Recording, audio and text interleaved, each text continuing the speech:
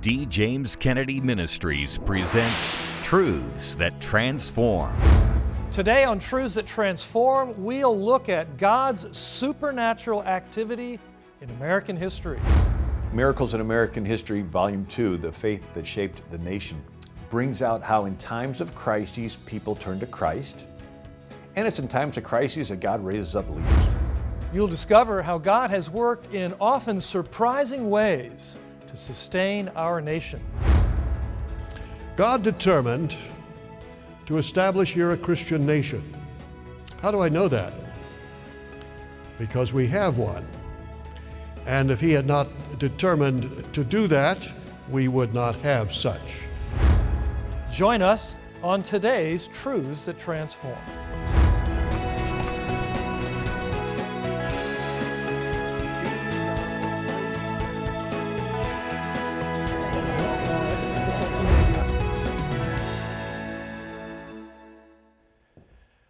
Welcome to Truths That Transform, a production of D. James Kennedy Ministries where we are standing for truth and defending your freedom. We live in tumultuous times when it can seem like our society is falling apart. Our political climate is divided at best and outright hostile at worst. The news media is so biased that it's harder than ever to sort out truth from falsehood. And constitutional rights are jettisoned so that people can decide on a whim what gender they are, while we are all forced to go, affirm, and celebrate their decision. What hope is there for America? Well, a lot, as it turns out. On today's program, you will see how God has supernaturally intervened in the affairs of this nation in the past, pointing to a future where He can do so again.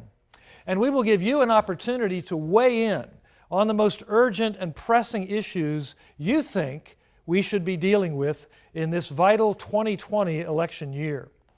As we begin, look at how God's hand has been on the United States of America in amazing ways throughout her history. Our own Dr. Jerry Newcomb has more.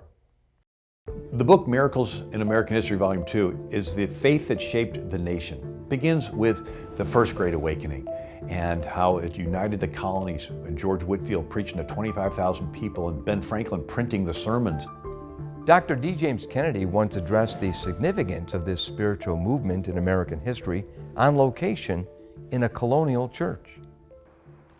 During the late colonial period, there was a movement of God that swept up and down the Atlantic coast. It was called the Great Awakening, spurred on by the great Christian leaders like Jonathan Edwards and George Whitefield.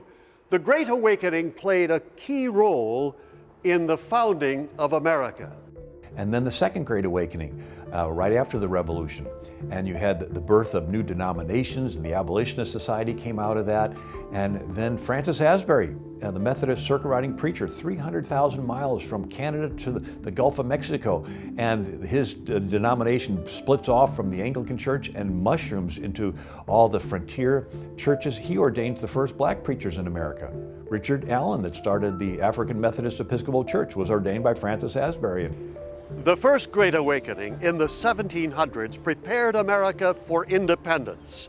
And then in the 1800s, the Second Great Awakening prepared the nation to get rid of the scourge of slavery. And now we're past due for the Third Great Awakening. In the early 1800s, soon after the Second Great Awakening, as Bill Federer points out, there arose a big push for foreign missions.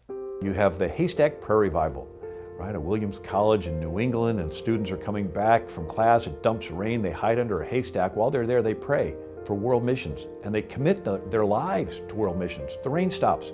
They go to class and tell the other students, they commit their lives. And we begin to send missionaries to the Caribbean, to Burma, to Hawaii. And then things people don't know, that on the second ship to Hawaii is a black woman, Betsy Stockton. And she starts schools in Hawaii, and she's teaching them not only how to read and write, but teaching them the Bible. And then you have the Layman's Prayer Revival. 1857, a guy puts a sign out in New York to pray at lunchtime. Maybe one person shows up. Well, the next week, a dozen. Next week, a couple hundred. Next week, thousands. It turns into tens of thousands in New York and Chicago and Philadelphia, Boston, Los Angeles are praying in 1857 at lunchtime, and it's layman's organized. Bill Federer notes the incredible impact of the prayer movements in major American cities in the late 1850s. Well, one of the people that is affected by this is a businessman. He's a shoe salesman in Chicago. His name's Dwight L. Moody, and he finds an abandoned saloon, opens it up for immigrant kids to come, and he teaches them the gospel. He says it's the greatest lie of the devil to think that kids can't understand the gospel when Jesus used a child as the example of faith. Well, Abraham Lincoln, when he is elected president, he stops off in Chicago on his way from Springfield to D.C. He goes to D.L. Moody's Sunday school class. 1,500 people are in there by this time. Afterwards, D.L. Moody says, well, Mr. Lincoln, do you have any comments? He says, if you all will do what that man tells you, you'll do just fine. In his Gettysburg Address, President Lincoln said that America is in need of a new birth of freedom. However, in order to have a new birth of freedom, more and more Americans need to experience the new birth of the soul or the spirit. And then you have Charles Finney revival. And Charles Finney says, look, being a Christian is more than just agreeing with doctrine. You have to show your faith. And so that inspired George Williams to start the YMCA.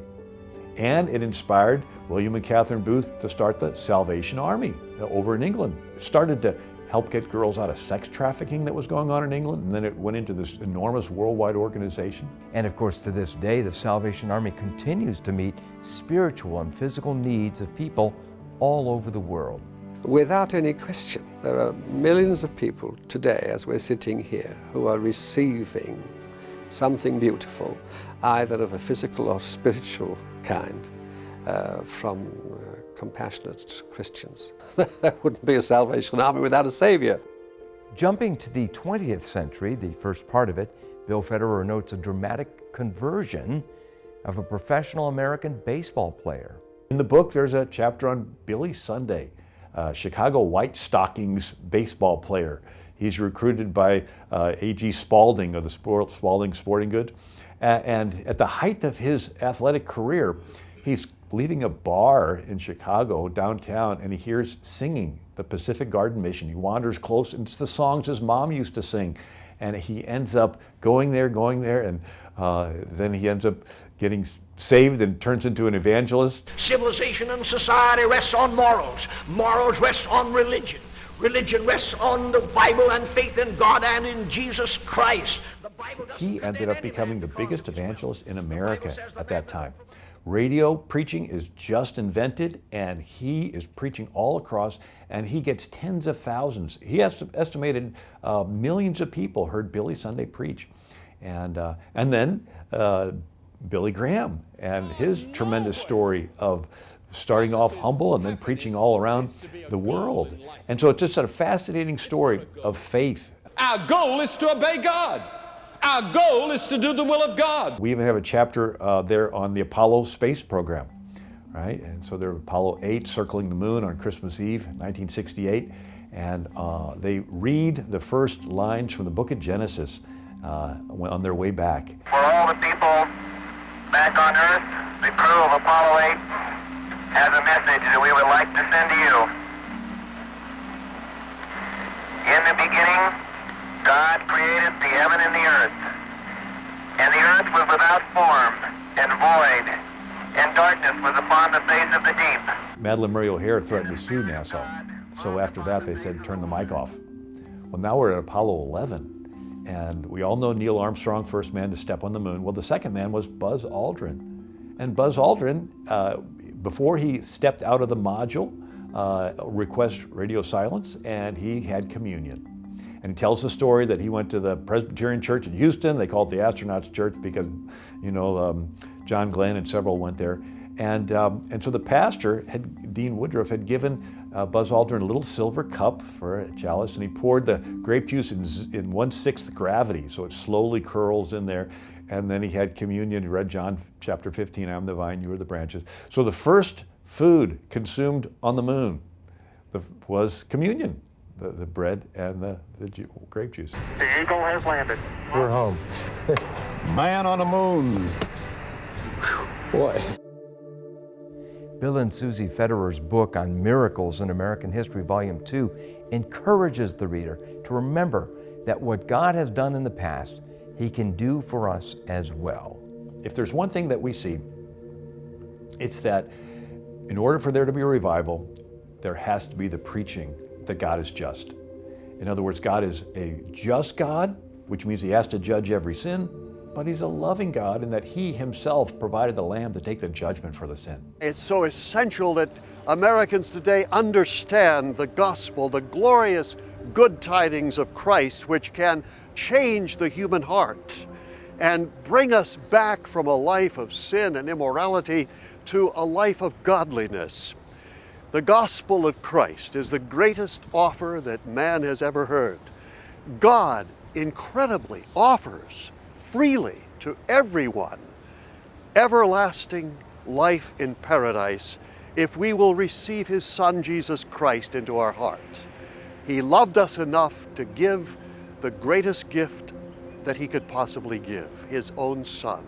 In the book, there's a chapter on D. James Kennedy and how he started humbly and he went out and with evangelizing on the streets and ended up building the tremendous Coral Ridge Church there in Fort Lauderdale, Florida, and the weekly television program, and then starting Evangelism Explosion and the Center for Christian Statesmanship, and all the different ministries that came out of that that are still going on today and being a beacon of light and a hope and a torch for the light of the gospel and righteousness going forth. So just an inspiring story of Dr. D. James Kennedy in the book as well. It's comforting to see how God has stepped in at crucial points during American history, and it gives us much needed hope for the future, even during difficult times. You heard from William J. Federer in that report, and drawing from some of his material, his wife Susie Federer has written a brand new book called Miracles in American History, Volume 2, Amazing Faith That Shaped the Nation. The first volume of this series was one of the most popular books we have ever offered, and we are excited to share Volume 2 with you, which features inspiring stories of revivals, faith, and captivating courage from America's history. If you are interested in what you just saw, you'll find much, much more of it in this book, spanning from William Penn's early American colony to prayers offered on the moon. Miracles in American History, Volume 2 will encourage and surprise you. We will send it to you right away as our thanks for your generous donation to the ongoing work of this ministry. Simply write to us at D. James Kennedy Ministries, Box 11154, Fort Lauderdale, Florida 33339, or call toll-free 877-962-7677, or go online to djkm.org.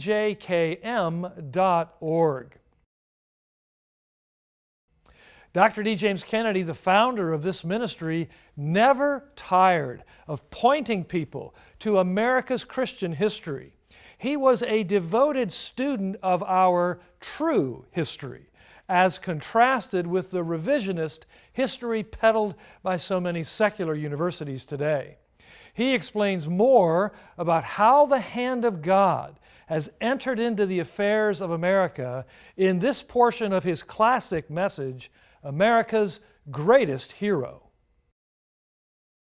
Today, I'd like to talk about America's greatest hero, the one who did more for our freedom, for the establishment of a Christian nation here than anyone else.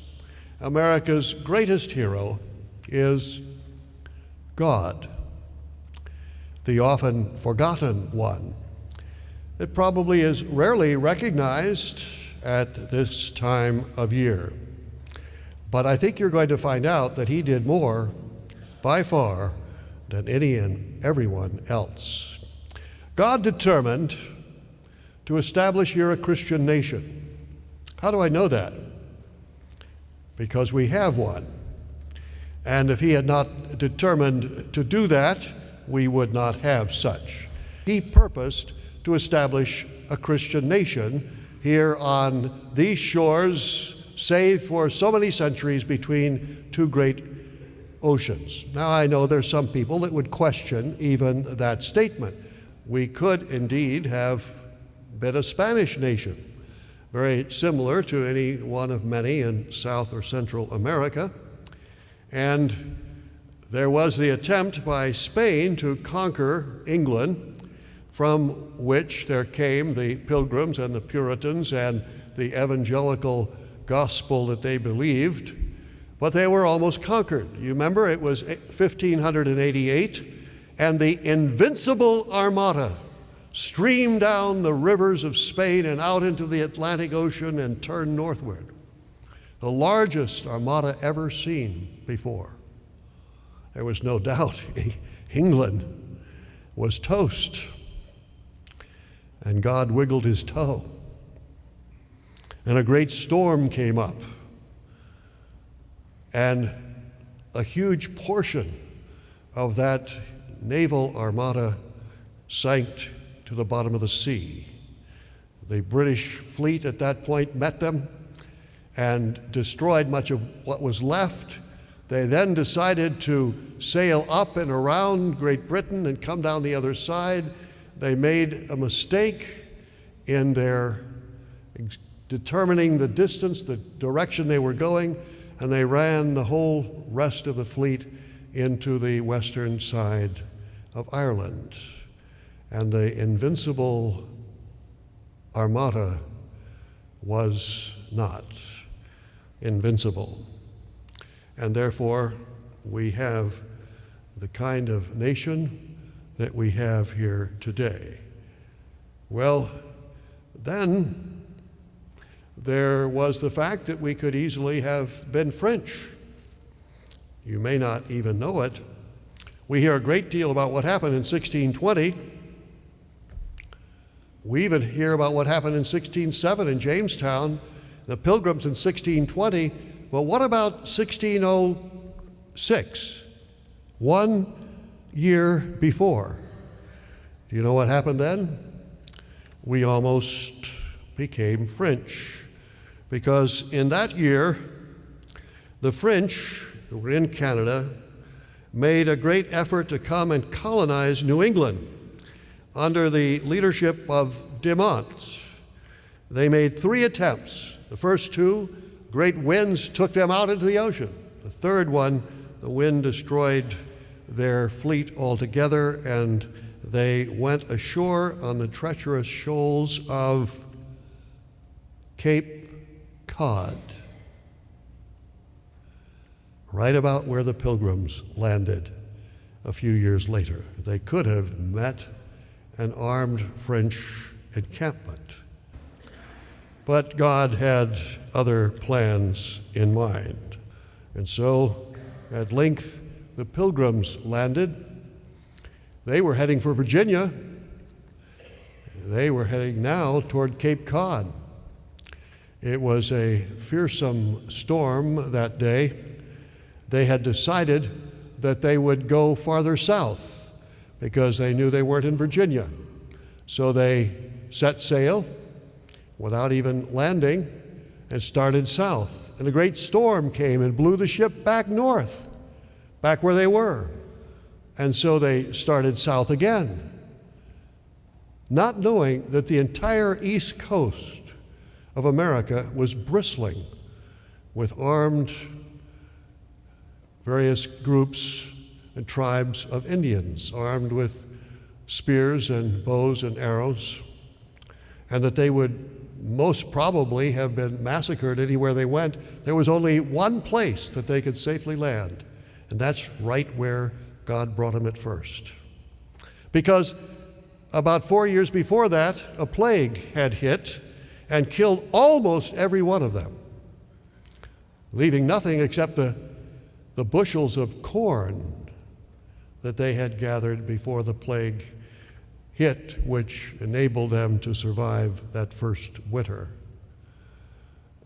God, the sovereign ruler of the seas, the winds, the waves, and the storm, brought them here that we might have a strong evangelical Christian nation, and that we might go from here to take the gospel to the ends of the earth. People have taken the gospel from these places. People have taken the gospel from this church to every single last nation on the face of the earth, exactly what the pilgrims said they wanted to bring about. And so we have a Christian nation where God, our great commander-in-chief, had so arranged his providences that this was brought to pass. When you stop to think of it, it is a magnificent story. If you went to a typical secular school, the stories Dr. Kennedy just shared are likely unfamiliar and even surprising to you. After decades and decades of a concerted effort on the part of the left to expunge God from all of our institutions, a look at our true history can be eye-opening. What a tragedy that radicals have won so many battles to secularize our schools and extinguish the memory of America's Christian foundations. And that's only one prong of the culture war being waged against us today. From attempts to overthrow election results to the acceptance of gender insanity, the moorings of this nation are under assault. 2020 will be a pivotal year that will determine much about the future of our republic. And this ministry pledges to do everything we can to proclaim the truth on biblical, constitutional, and moral issues, trusting that the Word of God is more powerful to change our nation than any other force. We also want to hear from you about what you think are the most urgent issues to be dealt with in this year. Contact us right away to get the 2020 Spiritual State of the Nation survey. Fill it out and return it to us so that you can help guide us in this upcoming election year, and so we can also share the results with key political leaders. Simply write to us at D. James Kennedy Ministries, Box 11154, Fort Lauderdale, Florida 33339, or call toll-free 877-962-7677. Or you can go online to djkm.org. And if you are able to include a generous donation when you contact us to help us continue the work of this ministry, we will also send you a copy of Susie Federer's new book, Miracles in American History, Volume 2, Amazing Faith That Shaped the Nation. The first Miracles volume was one of the most popular products we have ever offered, and this new one is its equal.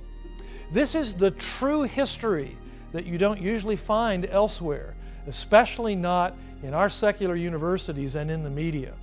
Miracles in American History, Volume 2, shares inspiring stories of revival, faith, and captivating courage from America's history. And you'll see how God's hand has acted in American affairs since the beginning. You'll find amazing stories about John and Charles Wesley, John Newton, William Wilberforce, Billy Graham, and many, many more. Contact us right away to get your 2020 Spiritual State of the Nation survey. Fill it out and send it back to us so that we can find out what's on your mind during this key election year as we plot our ministry course. And if you're able to give a generous donation, we will send you the new book, Miracles in American History, Volume 2 by Susie Federer. Simply write to us at D. James Kennedy Ministries, Box 11154, Fort Lauderdale, Florida 33339, or call toll-free 877-962-7677. Or you can go online to djkm.org. The founders of America gave us freedom of religion. But there are many vocal atheists who are busily trying to enforce freedom from religion here in America. In fact, there's actually a group that goes by that very name, the Freedom from Religion Foundation. In Brevard County, Florida, they are suing the Sheriff's Department, demanding that the sheriff remove the words "In God We Trust" from its vehicles. Yes, you heard that right. The Freedom from Religion Foundation thinks Brevard County cannot include the national motto of America on its cars. Of course, this sort of insanity, and that's exactly what this is, insanity, is common today. The simple-minded among us have long mistaken religious freedom, which this nation was founded upon, for secularism, which it most assuredly was not. The very First Amendment that these village atheists appeal to in their efforts to get all mentions of God stripped from public life was given to us by men who believed in God and saw Him as integral to the life of the nation. George Washington, our first president and the president of the Constitutional Convention, insisted on having Christian chaplains in the military and said that anyone who tried to subvert religion could not be an American patriot. The same Congress that gave us the First Amendment asked Washington to declare a national day of thanksgiving to God, which he did, saying in his proclamation, "It is the duty of nations to own their dependence upon Almighty God."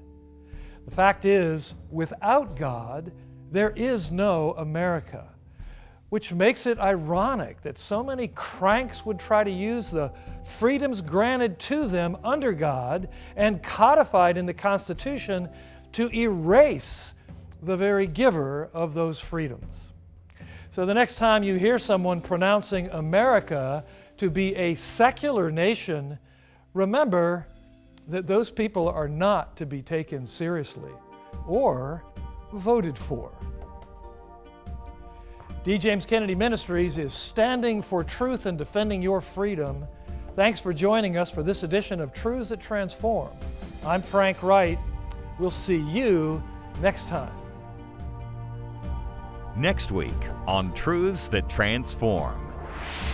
They said that unborn children are not persons and are not deserving of the protection of our Constitution and our law.